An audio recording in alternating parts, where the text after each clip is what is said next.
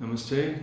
Today I'm going to read Book 11, Chapter 3 on the glories of the Rudraksha beads in the Maha Devi Bhagavatam. Om Bhagavatu Namaha.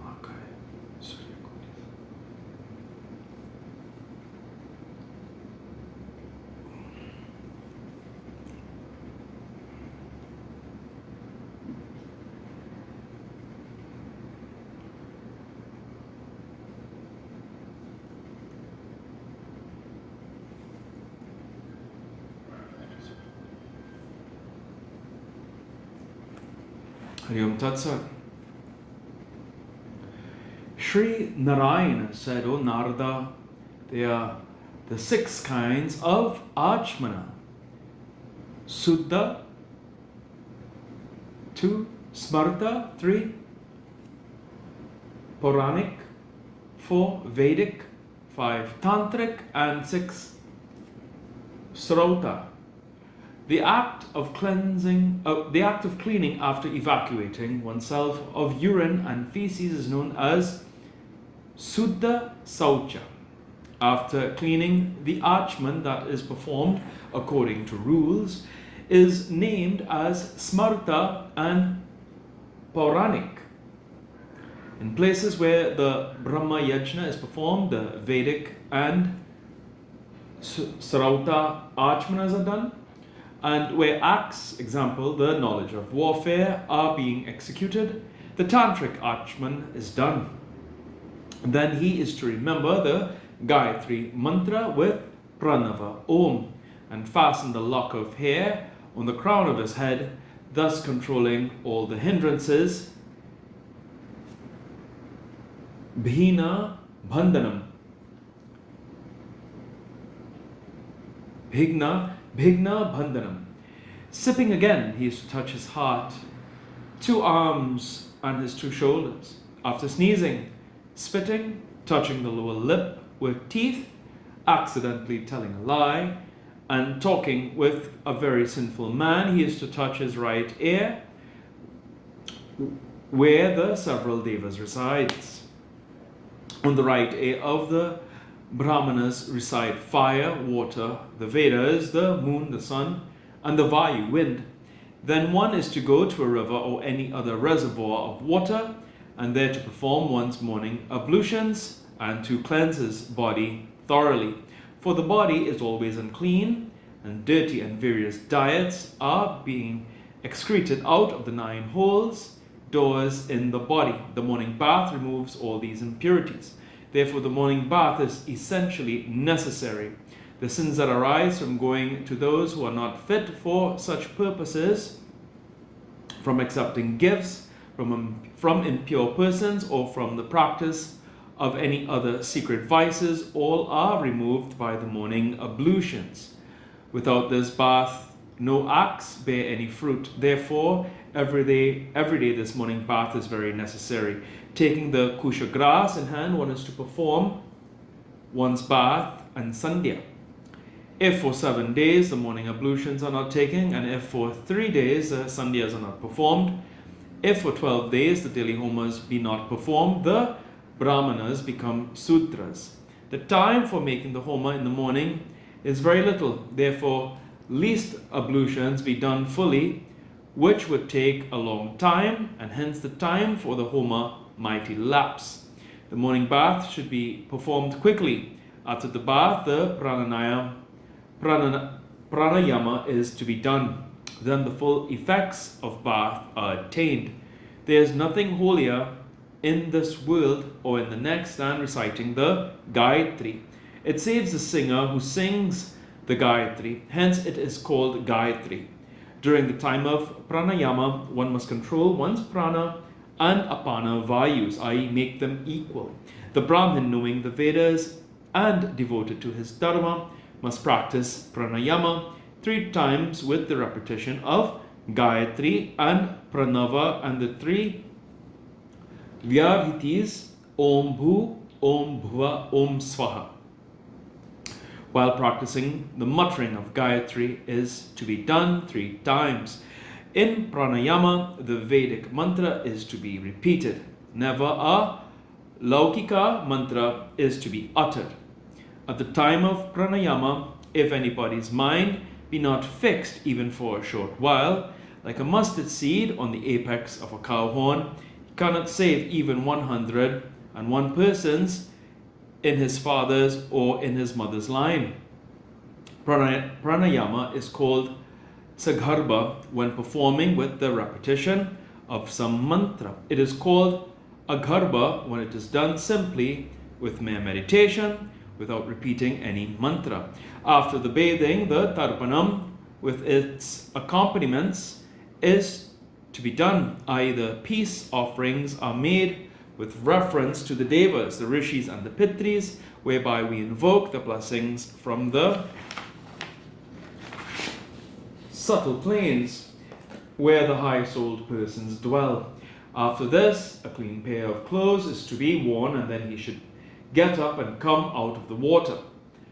The next thing preparatory to practice japam are to wear the tilaka marks of ashes and to put on the rudraksha beads. He who holds 32 rudraksha beads on his neck, 40 on his head, 6 on his ear, 12 on 2 ears,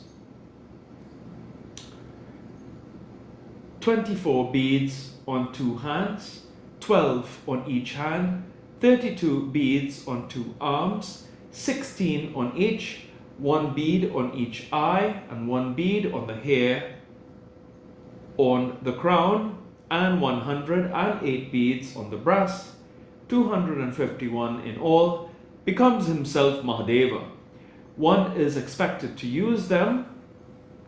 As such, O Muni, you can use the Rudraksha after tying, stringing together with gold or silver, always on your sikha, the tuft of hair on your head or on your ears, on the holy thread, on the hands, on the neck, or on the belly, abdomen. One can keep the Rudraksha after one has repeated sincerely and with devotion the 5-lettered mantra of Shiva, or one has repeated the pranava Om.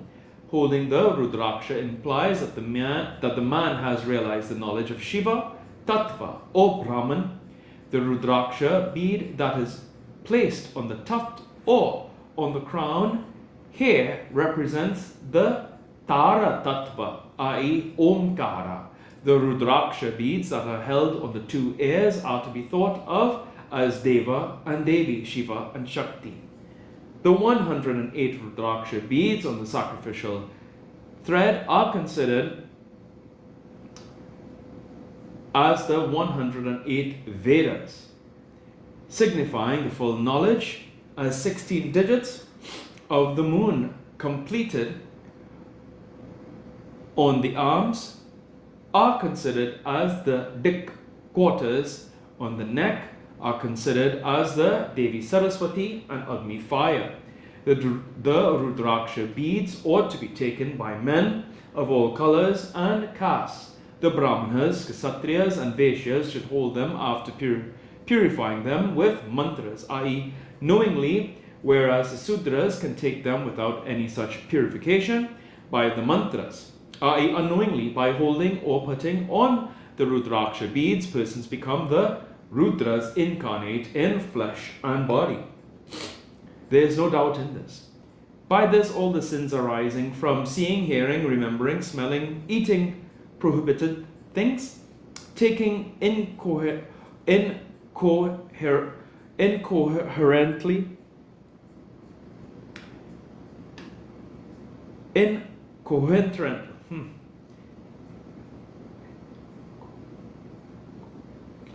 incoherently, by taking incoherently, doing prohibited things, etc., are entirely removed with the Rudraksha beads on the body. Whatever acts, eating, drinking, smelling, etc., are done are, as it were, done by Rudradeva himself.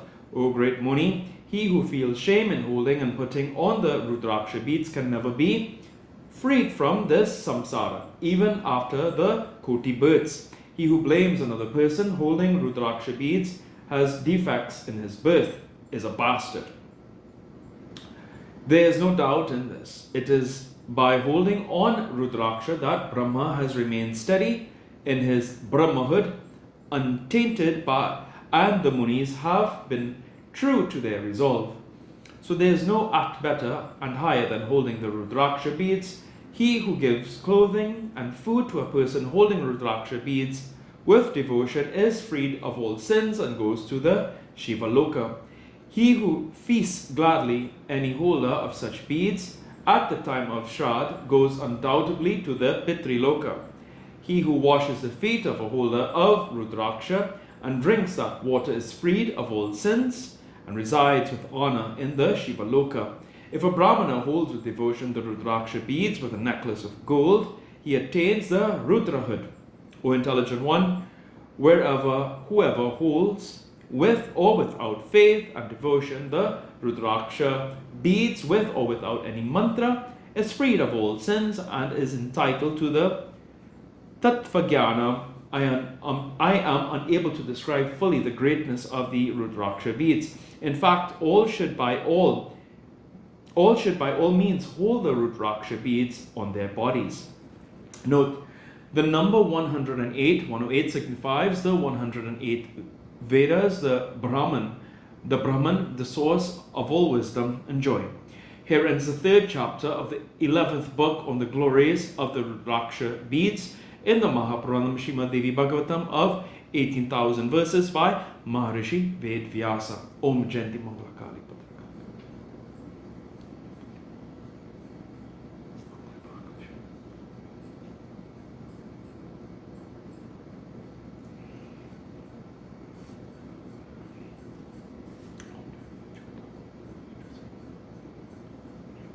Hariam Tat Sat.